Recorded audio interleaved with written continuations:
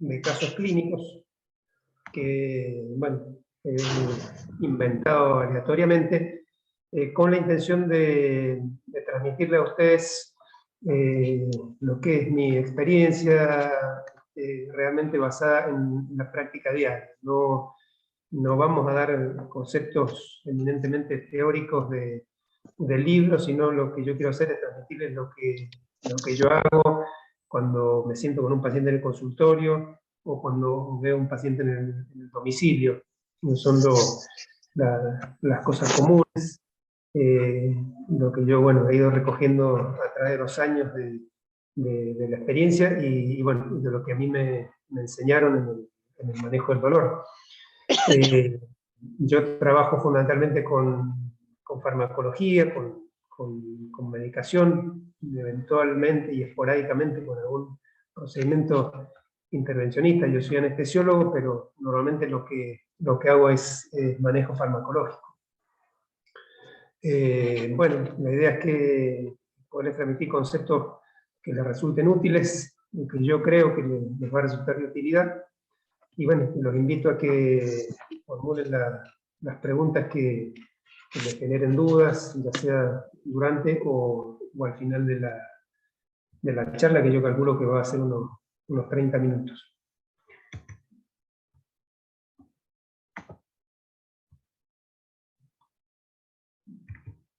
Bueno, este es el primer caso clínico que pongo sobre la mesa como para, en base a este caso, trabajar un poco con qué nos encontramos en la práctica habitual, qué vemos por consulta espontánea de pacientes o por derivación de otros médicos. Entonces, bueno, tenemos una señora, una mujer de 70 años, que viene, nos dice que tiene mucho dolor en la región lumbar y el flanco, más o menos 5 días, una semana si quieren de evolución, que la intensidad del dolor le ha ido aumentando, y también ha notado que tiene una erupción, una ampolla, o puede describir realmente como se le han hecho ampollas de enrojecimiento en la zona afectada. Le han dicho que puede ser culebrilla, es una cosa que la gente la dice permanentemente. Bueno, la han visto uno o más médicos, y bueno, la han medicado básicamente con 2 o 3 antiinflamatorios. A veces por vía oral, a veces incluso por vía inyectable, y dice sin buena respuesta. La gente dice que no me hacen nada. Eso es lo que vemos comúnmente, ¿no es cierto? Entonces, ¿qué vemos? Bueno, ya sabrán, ¿no es cierto?, que estamos en presencia de un artesota lumbar. No vamos a hablar de esa patología. Yo lo que quiero hablar es de cómo enfocamos el manejo. Este cuadro suele llegar con bastante demora para la medicación y genera bastante incertidumbre en el paciente, porque pasan varios días y hasta que la enfermedad hace el curso, digamos, lo pasa bastante mal. Entonces, le hacemos algunas preguntas al paciente solamente para indagar un poco sobre las características, la semiología que tiene ese dolor que nos está trayendo. Entonces podemos preguntarle, bueno, ¿dónde le duele? Obviamente que va a ser la zona donde tiene la erupción. Y ahí le hacemos unas preguntas, algunos descriptores, buscamos algunos descriptores de esta patología, de este tipo de dolor. Entonces, es mejor preguntarle al paciente primero que él diga que describa qué es lo que siente, que le asigne una calidad. Entonces, probablemente el paciente nos va a decir que es un ardor, que es como si le quemara. A veces el paciente dice como si tuviera fuego, agua caliente y pinchazo. Esos son los más comunes. Si el paciente no los dice, nosotros se los preguntamos, pero siempre es mejor tratar de que el paciente nos diga, le da como más confiabilidad a lo que estamos tratando de confirmar como hipótesis diagnóstica. En este caso, el diagnóstico es muy evidente porque el paciente tiene una manifestación cutánea, pero hay veces que no hay ninguna otra manifestación. Entonces lo que nos interesa y tratar de que el paciente nos confirme el tipo de dolor que tiene desde el punto de vista fisiopatológico. Trastorno del sueño, esto es muy común que los pacientes con esto tienen una intensa dificultad para conciliar el sueño, no duermen a la noche. Bueno, hacemos un examen físico, repito, puede ser en esta patología o en otras, indagamos un poco, examinamos la zona afectada por semiología, por inspección, por palpación. Buscamos la presencia de la lodiña. Les cuento, La lodiña, por si alguien no lo recuerda, tiene claro, es un signo muy característico del examen físico de la neuropatía, que es el dolor que aparece ante un estímulo normalmente no doloroso. O sea, por ejemplo, es el tacto o el roce, y es típicamente lo que los pacientes dicen: no aguanto el roce de la sábana. Cuando el paciente dice eso, estamos en presencia realmente de un dolor de tipo neuropático, como esto que está pasando en este caso. El paciente evita el contacto porque ese roce, ese estímulo superficial le provoca dolor. Bueno, entonces, normalmente ustedes saben que hay, por fisiopatología, dos tipos fundamentales de génesis del dolor, que es la nocicepción o el dolor neuropático. Yo estoy haciendo un poco hincapié en el dolor neuropático porque es lo que normalmente se ve como el dolor que cuesta más, primero diagnosticar y después tratar. Los tratamientos en general, como no se diagnostican, no se llevan a la práctica, y a veces cuando se diagnostican, inclusive es un poco difícil de tener éxito en el tratamiento. Bueno, neuropatía puede ser todas estas causas, ¿no es cierto? Todos ven o vamos a ver neuropatías dolorosas. Es muy común, por ejemplo, los pacientes que consultan por úlceras, que tienen úlceras crónicas de los miembros inferiores, ya sea venosas o arteriales. Es muy común que el paciente tenga lesión de la inervación que le provoca la úlcera. Entonces, esos pacientes siempre tienen manifestación de neuropatía. Y esos pacientes generalmente están tratados con antiinflamatorios, que no les resuelven el problema o se lo resuelven en muy menor escala. Entonces, son pacientes que necesitan 2 o 3 fármacos para el problema en un alto porcentaje. Bueno, la distrofia simpática refleja, que hoy por hoy se llama síndrome doloroso regional complejo, se ve mucho en posoperatorios también de pacientes que quedan con cirugías en el cuello o en la axila o en el tórax, que quedan por lesión de plexo o de nervios, que quedan con dolor muy intenso, a veces por algunos días o a veces en forma crónica. Bueno, a veces los síndromes de post-radiación o post-quimioterapia, las invasiones de los plexos, a veces por patología oncológica, generan un dolor específicamente con características de neuropático. Neuropático es toda vez que se produce una lesión o una compresión, una lesión del sistema nervioso, ya sea central o periférico. Bueno, entonces, ¿qué tenemos hasta ahora? Tenemos esta señora, que ya sabemos el diagnóstico etiológico, sabemos el mecanismo que le está produciendo el dolor, y entonces empezamos a ver hacia dónde vamos con el tratamiento. Le clarificamos al paciente que lo que le está pasando, le describimos, le explicamos cuál es el problema, por qué a lo mejor no ha respondido todo lo que ella esperaba hasta ese momento, y, bueno, y planeamos un tratamiento para hacerle. El tratamiento es sencillo, hay que elegir los fármacos adecuados.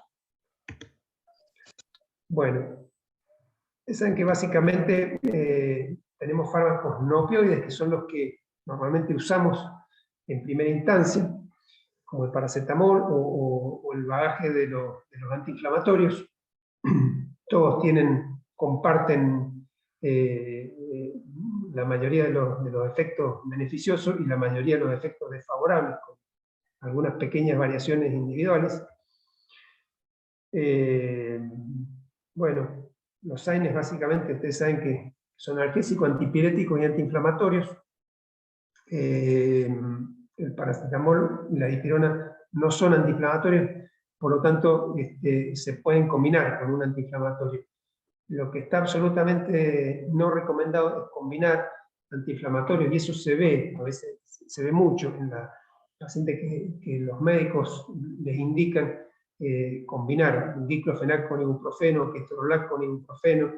Eso no tiene ningún beneficio, al contrario, no puede mejorar la eficacia porque subimos, lo que sí se aumenta es la toxicidad generalmente. Entonces, elijan el antiinflamatorio que quieran, pero uno solo. Digamos, hay antiinflamatorios más tóxicos que otros, según la edad del paciente, según las características, el tiempo que lo vayamos a usar. Es un gran problema realmente el uso de los AINES. Están como vendidos, se hacen publicidades en la televisión permanentemente, como si fuera un medicamento totalmente inocuo, y bueno, son por supuesto de venta libre, o sea, puede ir a la farmacia y comprar la cantidad que quiera, y el tipo que quiera de AINES, y se usan en muchos casos en base a la automedicación.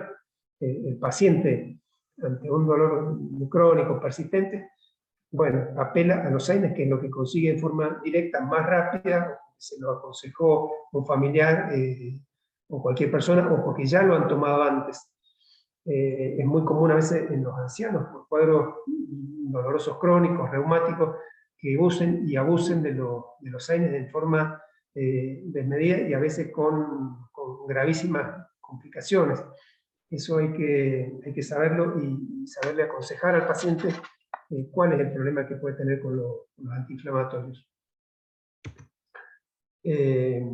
Bueno, con los opioides, les repito, esto no pretende ser una clase específica de farmacología, vamos a ir a cosas prácticas que ustedes puedan aplicar.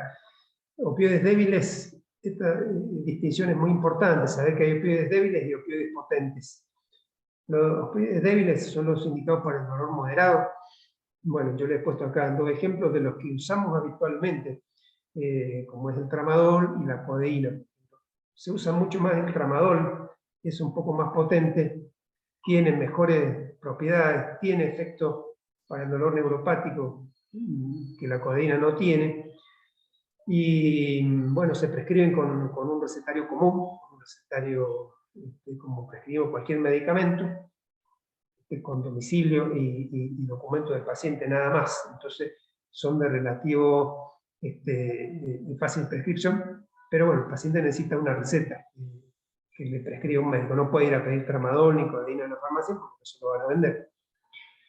Con respecto a los opioides potentes, bueno, su espectro es más amplio, nosotros los podemos usar para dolor agudo postoperatorio, se usan en forma importante para el dolor oncológico, se usan para analgesia y sedación en terapia intensiva.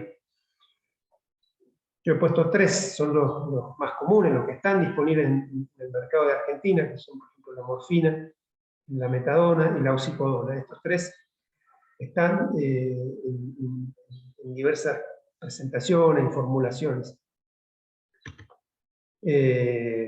Bueno, acá con respecto a los coadyuvantes, me he puesto 3 grupos de medicamentos, que son los antidepresivos. Yo uso mucho los antidepresivos específicos, especialmente la amitriptilina, que es un fármaco sumamente útil como coadyuvante en diversas patologías, tanto dolor crónico, dolor benigno, como dolor oncológico. Es una herramienta terapéutica que les recomiendo que la tengan muy en cuenta, muy fácil de administrar. Hay que respetar algunas pocas contraindicaciones, pero realmente un fármaco muy antiguo, que sigue teniendo, es un medicamento de primera línea en el tratamiento del dolor neuropático. Entonces realmente vale la pena tenerlo en cuenta. Está disponible en el mercado en forma comercial y se puede hacer preparar en forma magistral, al igual que muchos otros medicamentos. Bueno, los antiepilépticos se usan mucho, por ejemplo la gabapentina y la pregabalina. Se usa probablemente más la pregabalina, básicamente por mucho accionar de la industria, yo creo. Yo uso más la gabapentina que la pregabalina y veo muchos pacientes que realmente no tienen efecto beneficioso con la pregabalina y sí tienen bastante efecto secundario. Entonces, eso hay que tener cuidado porque a veces se le indica casi como un medicamento mágico y hay muchos pacientes que realmente no les da ningún resultado.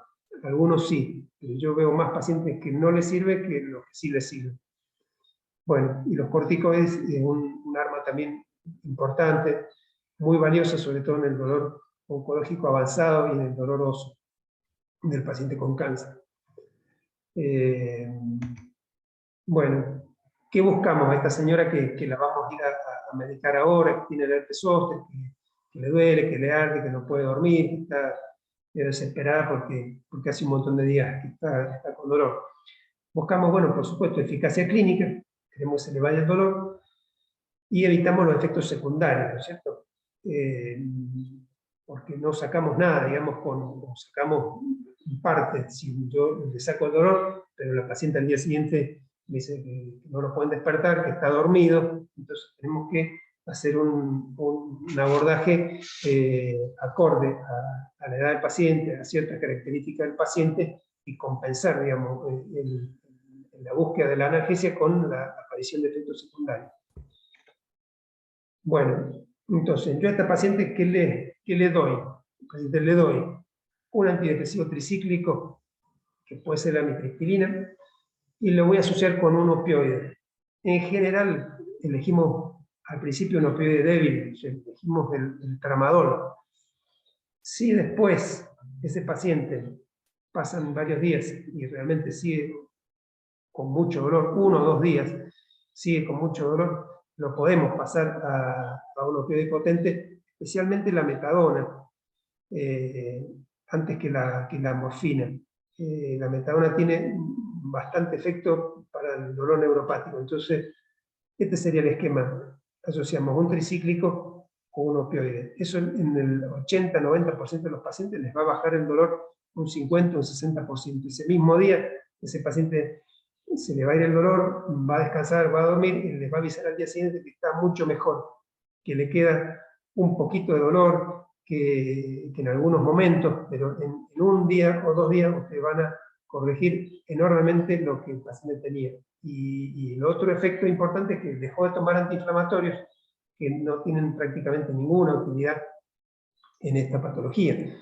Entonces, bueno, concepto importante, reconocer la fisiopatología del dolor en estos casos.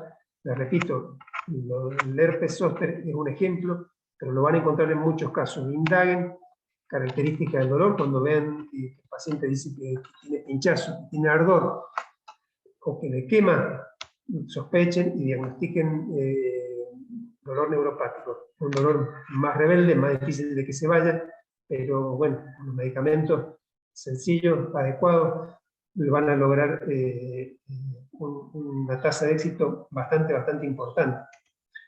Bueno, la amitriptilina yo le he puesto una dosis que la inicio entre 10 y 25 miligramos. En esas dosis viene comercialmente, vienen comprimidos de 10 miligramos y de 25 miligramos. Puedo empezar con 10, según como responde, al día siguiente le puedo dar 20 miligramos.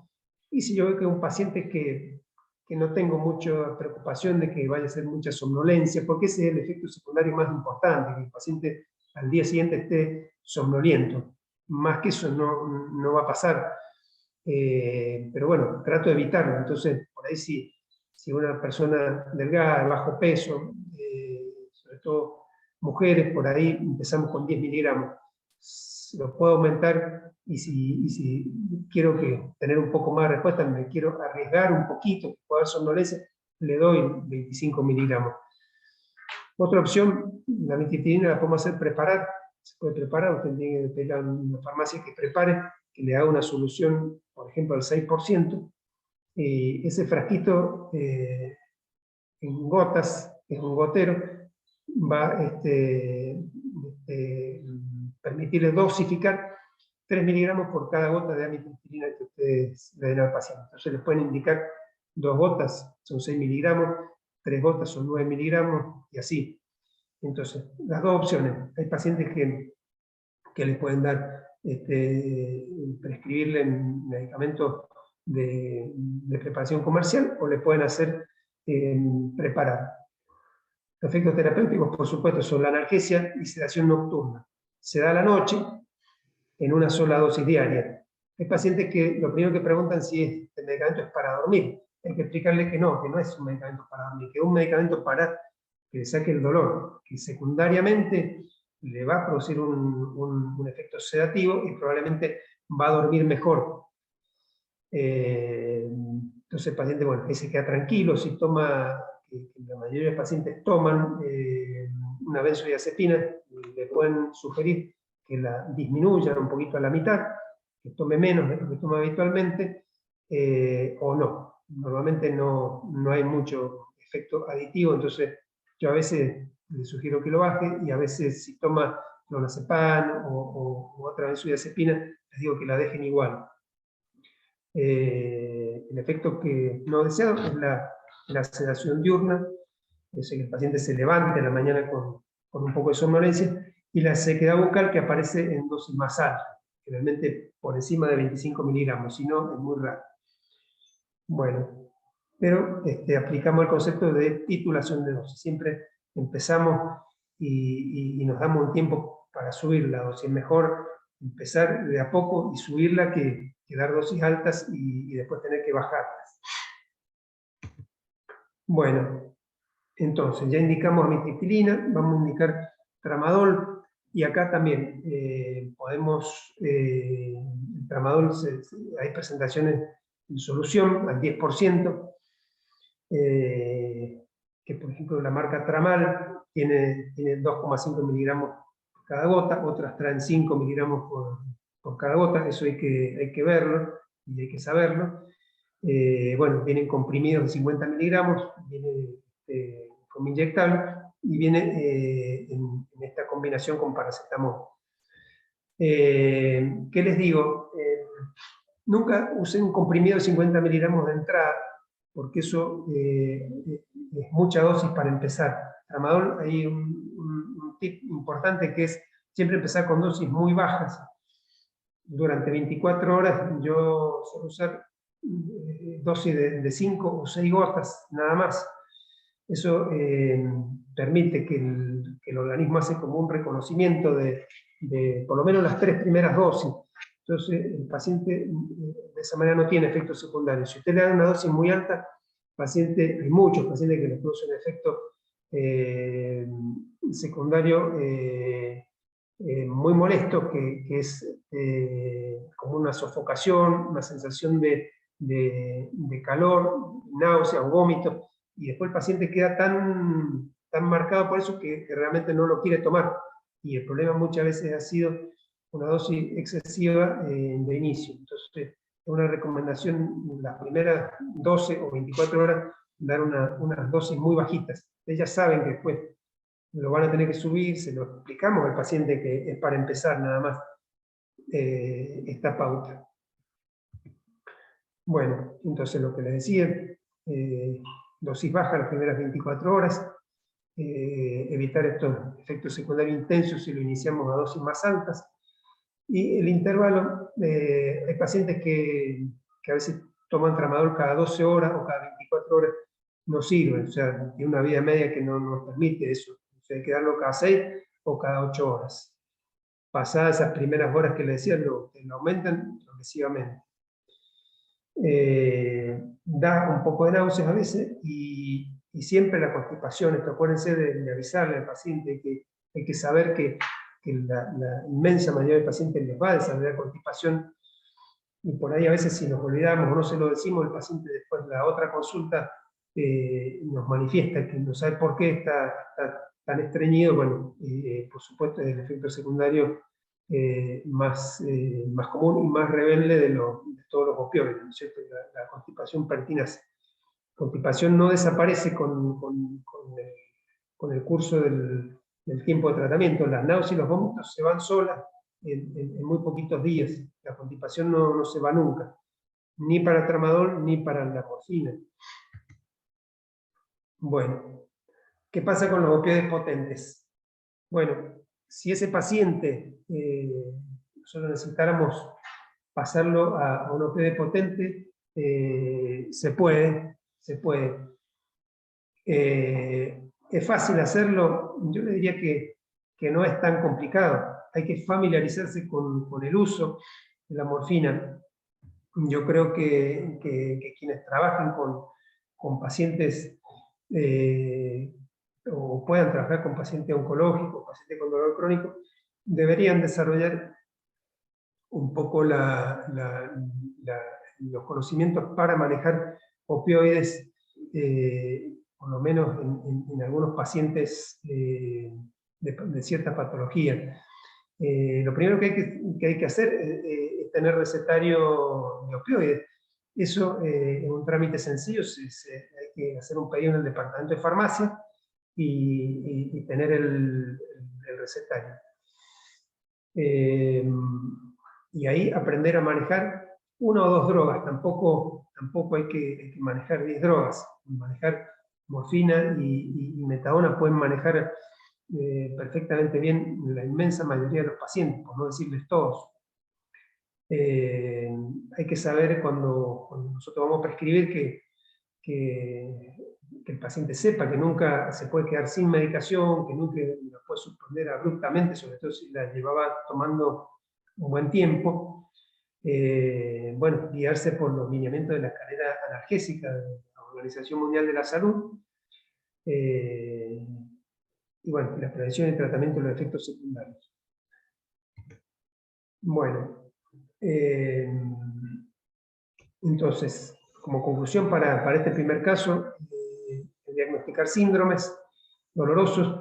A veces no sabemos la etiología exactamente qué es lo que le está pasando al paciente, pero si nosotros diagnosticamos el mecanismo de lo que está generando, identificamos que hay semiología clínica de neuropatía, o qué es lo que es dolor neuropático, qué es lo que es dolor nociceptivo, podemos lo mismo hacer tratamiento aunque no sepamos bien por dónde vienen, porque hay veces que hay pacientes que tienen patología espinal, patología entonces compleja que involucra lesión de nervios. Si nosotros indagamos un poco, encontramos estos distintivos clínicos de dolor neuropático, podemos medicarlo y podemos ver que ese paciente va a mejorar sin a lo mejor tener el diagnóstico preciso, exacto, anatómico de cuál es la lesión que tiene, y eso se puede generar después, o saber después. Bueno,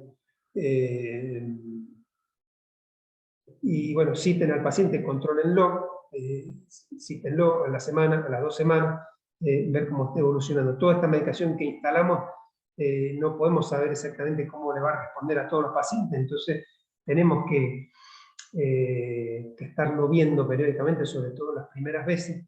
Pero bueno, la idea es que ustedes comenten un poco el arsenal de medicación, a veces en distintas especialidades. Nos puede servir esto de conocer, empezar a hacer un tratamiento, por lo menos después se puede derivar al paciente o se puede compartir con otro colega, pero en la primera consulta de reconocer y darle algunas ideas al paciente de cómo se puede tratar. Lo mismo, quienes estén en esta charla y sean alumnos, sepan que el tema dolor es un tema complejo, que constituye una especialidad, que hay mucha gente que se dedica exclusivamente a este tratamiento, y bueno, la idea es que cada vez pueda haber más gente que participe, que se involucre en el tratamiento de pacientes con dolor y no crea que no puede hacer nada. Todos los médicos podemos hacer algo para empezar a tratar. Bueno, segundo caso que les traigo, ya algunas cosas van a ver que son comunes a lo que hemos estado viendo. Vamos a poner un paciente hipotético, 80 años, que lo van a ver que es un paciente que tiene un cáncer de próstata de hace 10 o 15 años, y que aparece que está con muchísimo dolor lumbar, que está postrado en la cama, que no se puede mover, o se puede mover a duras penas, digamos, para ir al baño, pero básicamente está postrado. Estos pacientes siempre pasa que ya están medicados, ¿no es cierto?, como pasaba un poco recién, con antiinflamatorios varios, a veces por vía oral, por vía inyectable. Muchos pacientes quedan un poco muy demorados en recibir tratamiento adecuado, es decir, familias van y buscan, y bueno, consiguen, digamos, poder optimizar el tratamiento, y hay gente que no. Generalmente están con tramadol, porque eso, claro. como hemos dicho, es más fácil acceso. Normalmente están con tramadol. Generalmente están con tramadol a dosis muy bajitas, y realmente en este momento no les está sirviendo. La familia dice: lo queremos internar, el paciente no duerme, tiene el paciente oncológico tiene un paquetito completo de síntomas, no es solamente dolor. Tiene dolor, tiene insomnio, tiene constipación, tiene náuseas, tiene vómitos, tiene anorexia, etcétera, etcétera, astenia. Entonces, bueno, es un combo bastante complejo. Complejo si no lo tratamos bien. Si hacemos 2 o 3 cosas bien hechas, solucionamos la mayoría de estas cosas. Bueno, por eso habitualmente está subtratado el paciente. Las drogas o los intervalos o las dosis no son los adecuados, no se han previsto y tratado los efectos secundarios, y bueno, y ocurre mucho también en estos casos la automedicación. Paciente oncológico pasa que yo veo que los médicos oncólogos raramente prescriben opioides, ellos no recetan, no manejan, derivan a los pacientes para manejo del dolor, pero muchos o no acceden o llegan muy tarde. Bueno, acuérdense, la escalera analgésica de la OMS, hay muchísima bibliografía de esto. Básicamente son 3 escalones, ¿no es cierto? El primer escalón, que es con lo que se empieza y con lo que responde generalmente el dolor, que son el paracetamol y los SAINs, a los cuales podemos o no asociar un coadyuvante. Bueno, vamos a usar la misma cosa que hemos estado viendo recién, el opioide débil, que pueden usar la codeína o el tramadol, sirve hasta cierto punto. Y bueno, y el tercer escalón, que son los opioides potentes, lo mismo que hemos estado hablando recién. ¿Qué pasa con los opioides débiles? Normalmente en el paciente con cáncer avanzado no tienen ninguna utilidad, no le sirven al paciente.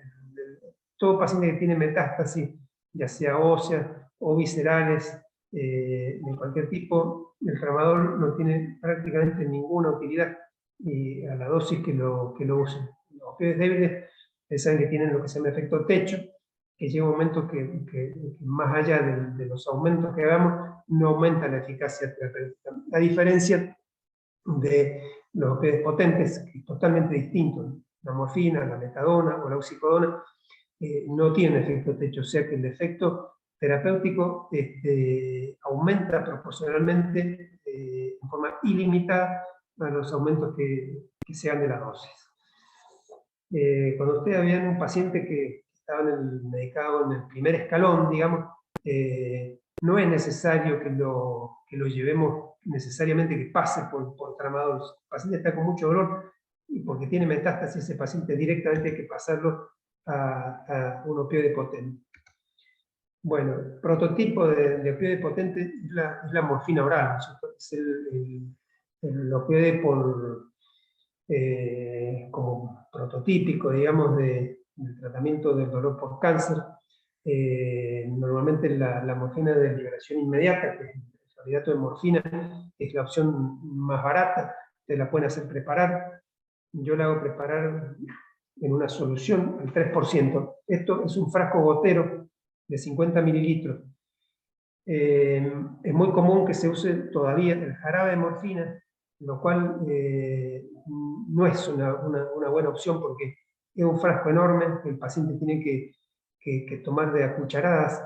En cambio, la preparación de morfina al 3% también tiene un gotero de 25 o de 50 mililitros, que eso es fácil de transportar y fácil de dosificar, porque el gotero, al vaciar el gotero, yo sé en cada gota cuántos miligramos tiene, cuántos miligramos le estoy dando. Entonces al paciente le es más fácil tomarlo si tiene que salir que estar llevando un frasco con una cuchara.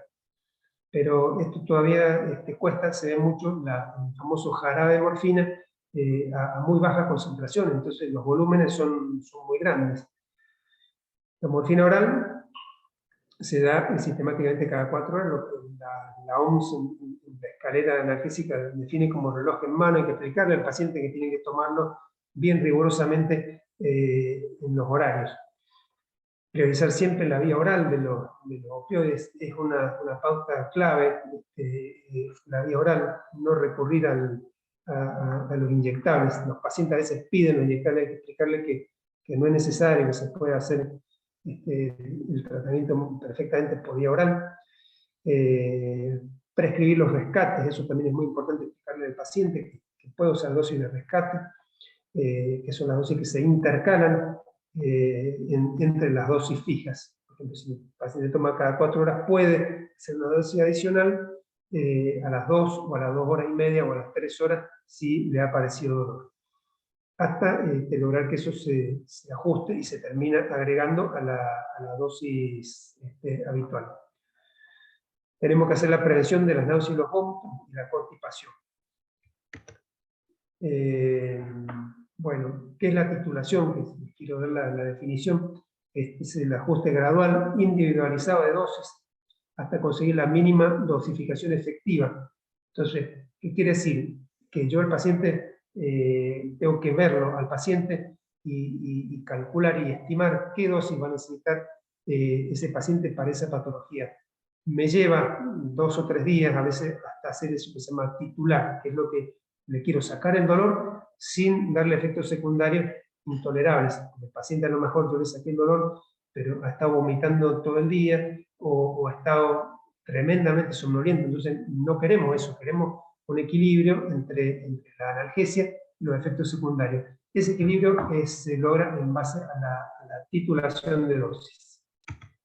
Bueno, les quiero decir un poco de la metadona, también está disponible en el mercado, una excelente alternativa. La morfina es más fácil de dosificar o de prescribir porque se da cada 8 o cada 12 horas, una vida media muy prolongada. Requiere algunas pautas algunas precauciones porque puede acumularse, y entonces también hay que empezar con dosis bastante bajitas porque tarda un par de días en hacer efecto. Si le damos mucha dosis del principio, nos puede pasar que el paciente se nos ponga muy somnoliento porque se acumula. Mucho más potente que la morfina, de 5 a 10 veces. Cosa importante, a veces cuando tenemos que hacer una rotación de opioide en paciente que está con metadona, pasarlo a morfina o viceversa, hay que tener en cuenta esta equianalgesia para acertar con el cambio de dosis. No viene por vía parenteral, es solamente vía oral. Bueno, ¿qué le puedo dar a este paciente entonces que está tan dolorido? Por supuesto, tiene dolor lumbar porque saben que el cáncer de próstata metastatiza intensamente en los huesos, especialmente en la columna y en la columna lumbar. Entonces los pacientes tienen lesión de los pedículos, se les comprimen raíces, tienen muchísimo dolor. Morfina podría ser que yo empezara con 5 miligramos cada 4 horas, o si tengo metadona, puedo empezar con 2,5 miligramos cada 12 o cada 8 horas. Ese sería con lo que yo empiezo normalmente este paciente. Le podemos dar paracetamol o le podemos dar un AINE también. Le vamos a dar lo mismo que dijimos recién, amitriptilina lo va a beneficiar por un montón de motivos. entre 10 a 25 miligramos diarios en horario nocturno. El paciente con dolor oncológico asociado a dolor óseo siempre hay que darle un corticoide que se da en la mañana. Empezamos con la meprednisona, que podemos darle 40 miligramos y luego bajarlo un poco, o ver con 20 miligramos diarios. Protección gástrica, si por edad y por patologías asociadas corresponde, y siempre la profilaxis del estreñimiento, con dieta, con laxantes. Bueno, la morfina, yo normalmente la hago preparar así, pongo clorhidrato de morfina, 1,5 gramos, puedo poner más también, puedo poner 3 gramos. Eso es al 3%, una cantidad de 50 mililitros, en un frasco gotero. Eso me da una concentración de 30 miligramos por mililitro, y eso es 1,5 miligramos por gota. Entonces, por ejemplo, si yo al paciente le receto 3 gotas, le estoy dando 4,5 miligramos. Bueno, te saquen las cuentas y ven, por ejemplo, un paciente con 7 gotas, le está dando un poquito más de 10 miligramos cada 4 horas. Unos 60 miligramos por día. Este frasco, el paciente le dura 25 días. O sea, fíjense, con un frasquito de pequeño volumen, hacen prácticamente el tratamiento de un mes completo. Es muy importante que el paciente, este es el recetario, por si alguien no lo ha visto, el recetario está en mi matrícula, entonces viene sellado con la matrícula de cada médico, se hace por triplicado, son estas duplicado, triplicado y una más. Trabajamos un ratito con la lapicera ahí para poner todo, porque es la única manera de prescribir opioides potentes. Lo recomiendo que el que interese lo ponga en práctica. Bueno, facilitar al paciente la disponibilidad de los opioides potentes. Esto realmente es un esfuerzo, un compromiso que hay que tener con el paciente que lo necesita para el dolor oncológico. Ver la duración que sea adecuada, no lo puedo tener el paciente toda la semana o cada 10 días viniendo a buscar recetas porque no le conviene ni a mí ni al paciente. O sea, trato de que le dure cerca del mes, por más que me tenga que llamar o que el paciente tenga un stock de medicación para unos cuantos días. Ver las opciones de costo, las preparaciones magistrales generalmente son más baratas, mucho más baratas. Es una cosa a tener en cuenta. Hay gente que tiene mucha dificultad con la obra social, porque no tiene cobertura. Bueno, valorar el riesgo-beneficio de cada opción terapéutica para cada paciente según las características, y ver las reacciones adversas. Hay que estar atento en qué paciente tengo, qué efectos adversos puede tener. Y bueno, y pautar las indicaciones a dosis necesaria, hagan buenas dosis y bueno, durante el tiempo que requiera el tratamiento, no tanto en dolor oncológico como no oncológico, que el paciente sostenga el tratamiento el tiempo que lo necesite. El paciente oncológico avanzado es hasta que se muera, ¿no es cierto? Hasta el final. Un paciente con dolor crónico benigno, bueno, la patología, si es curable, como el caso del herpes zóster, en 7, 10 o 20 días el paciente mejoró. Otros casos también son de tratamiento de larga data.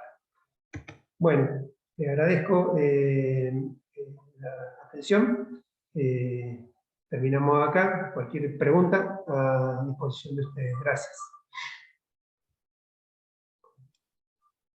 Perfecto, perfecto, Carlos, muchas gracias.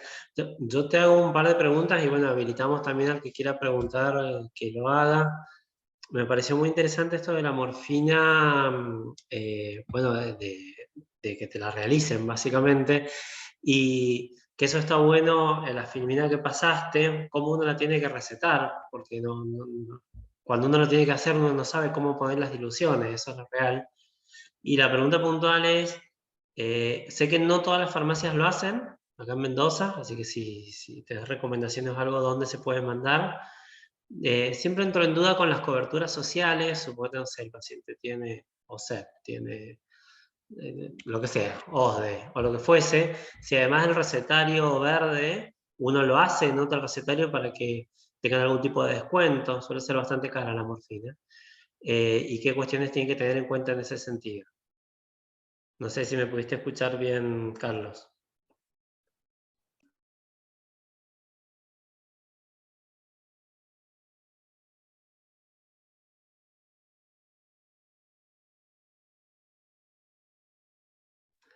Carlos, ¿me escuchaste o no? Perdón, sí te escuché, me levanté Ah, porque listo. No digo, por ahí quizás no enchufar escuchaba y no escuchó nadie.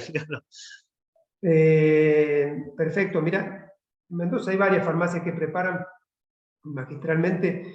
Yo sé que la farmacia Sevilla es una farmacia que prepara, la farmacia Entre Ríos es otra farmacia que prepara. Eh, trabajan muy bien, trabajan muy bien.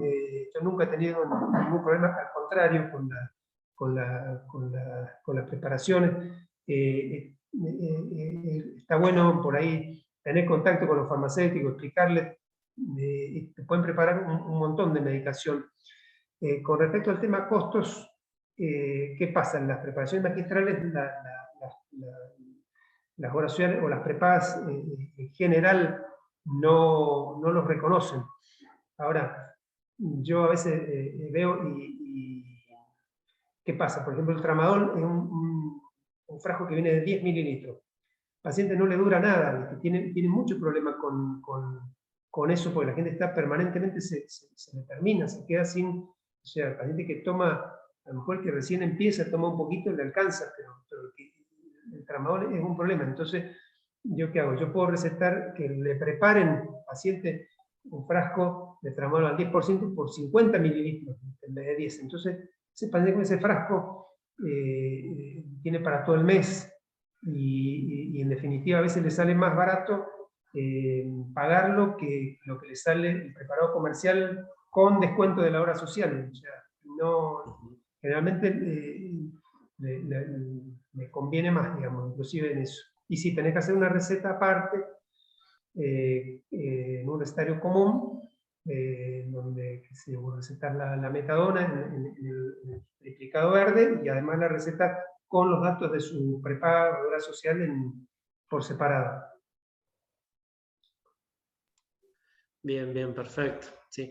Yo creo que un poco el concepto, obviamente uno tiene que aprender a manejarlo, pero es a no tenerle miedo al manejo de los opioides, porque uno lo ve afuera, la gente muy mal medicada y con dosis excesivas de AINES, con todas las complicaciones y con un dolor mal controlado, esa es la verdad. Y bueno, uno lo manda al especialista en dolor y de acá que consiguen turno, que lo ven, que lo que sea, la verdad que la gente la pasa muy mal. Entonces, creo que es responsabilidad de los médicos generales tener las herramientas para al menos orientar, comenzar tratamiento y después, bueno, si hace falta recibir un especialista.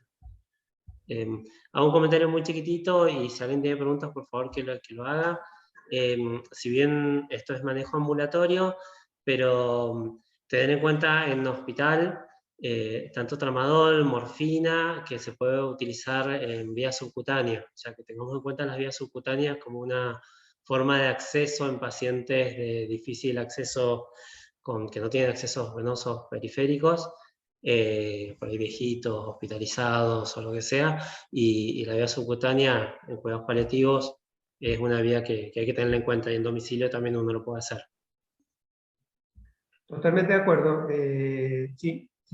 No así la vía intramuscular. La vía intramuscular es una vía que debería dejar de usarse porque tiene un montón de problemas. Pero la vía subcutánea es una excelente vía de administración, ya sea por inyección directa o por colocación de una cánula subcutánea. Permite mucho manejo también del paciente en domicilio. ¿Sí? Bien, no sé si alguien tiene una pregunta de la gente que está ahí conectada. Ahí veo el chat por las dudas. Yo me quedó una duda, no sé si se escucha. ¿Se escucha? ¿Se escucha? En el primer caso del zóster, que hablamos de la mitriptilina y el tramadol, como esa situación en realidad se resolvería, ¿después habría que hacer un descenso progresivo de la medicación o se corta de golpe? Bueno, muy buena pregunta. Siempre es progresivo, tanto la instalación de la medicación, así como subimos de a poco, es la retirada también. Entonces, suponte si el paciente vos lo tenés qué sé yo, con 20 miligramos de tramador y con 10 miligramos de amitriptilina, y vas buscando la manera de bajar la dosis. Si el paciente está mejor, bajar, decir, bueno, a partir de esta semana bajás un porcentaje, y bueno, que se lo retirás no muy rápido, en 2 o 3 semanas, siempre lento la salida de los medicamentos, de cualquier tipo, o de los antidepresivos, o de los opioides, o de los nunca interrumpir de golpe. A veces cuando costó que el dolor se fuera, hay que tener mucho cuidado en la manera que se sacan los analgésicos. Bueno, gracias.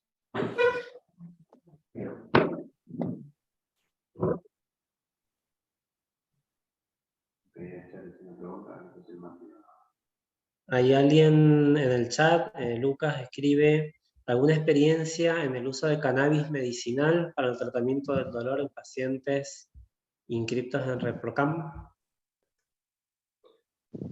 Bueno, no, la verdad que yo personalmente no tengo experiencia, y bueno, yo lo que busco información a veces de asociaciones de dolor internacionales. Realmente hoy por hoy nadie dice que haya una indicación específica para dolor con cannabinoides. O sea, en este momento no hay ninguna indicación que esté avalada, promovida o autorizada por las asociaciones de dolor. Yo lo he buscado eso, y tanto en España como en otros lugares no hay. La gente lo ha incorporado en base a unas cosas empíricas, pero realmente desde el punto de vista, desde esta especialidad, no hay mucho trabajo ni fundamento para indicar. No.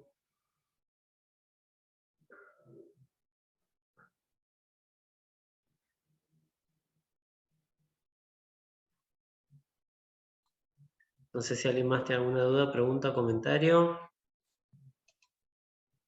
Si no, paramos aquí. Hola. Sí, ahí se escucha, no sé quién es. Juan Carlos Vidarte, sí. Juan Carlos Vidarte, estoy ahí luchando con la aplicación. Bien. Quería saber, para el manejo de la constipación con los opioides, ¿qué usa habitualmente? Mirá, yo uso varios, o sea, no tengo un esquema fijo. Lo que estoy usando bastante es que realmente da bastante buen resultado, o muy buen resultado, y sin efectos secundarios, es el polietilenglicol. Yo estoy usando mucho el Varex en sobres.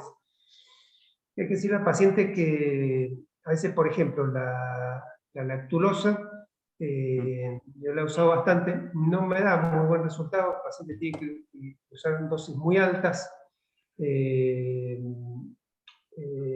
con otros laxantes también. Yo lo que estoy usando bastante es polietilenglicol, que se da a veces todos los días, a veces día por medio. Un buen resultado, muy buen resultado. Hay que explicarle al paciente que es permanente, que no va a desaparecer la constipación, o sea, que tiene que lograr que tenga un ritmo evacuatorio de como mínimo cada 2 o 3 días tiene que evacuar el intestino. Perfecto, gracias. Gracias, Juan Carlos. Bien, ahí en el chat, Karina Fernández pregunta si podría repetir la dosis de codeína, horario de administración y si se requiere receta por triplicado. Bien, la codeína como opioide débil que es, no requiere, eso va con un recetario común, igual que el tramadol. Codeína de preparación comercial vienen 2 tipos de composición. Una que tiene 30 miligramos, que como marca comercial es el Doloflix, y otra que es las dos vienen asociadas con paracetamol. Una trae 30 y el Doloflix Forte trae 60 miligramos. podés empezar con el de 30 generalmente, y se da cada 6 horas. Generalmente con eso, bueno, si el paciente escala de dosis, después hay que pasarlo a 60. La verdad que la uso bastante poco, la codeína. No, pero esa es las presentaciones, y como yo empiezo por ahí, cuando algún paciente, por ejemplo, sobre todo cuando algún paciente que no quiere ni escuchar hablar del tramadol porque me ha hecho mal, usamos la codeína.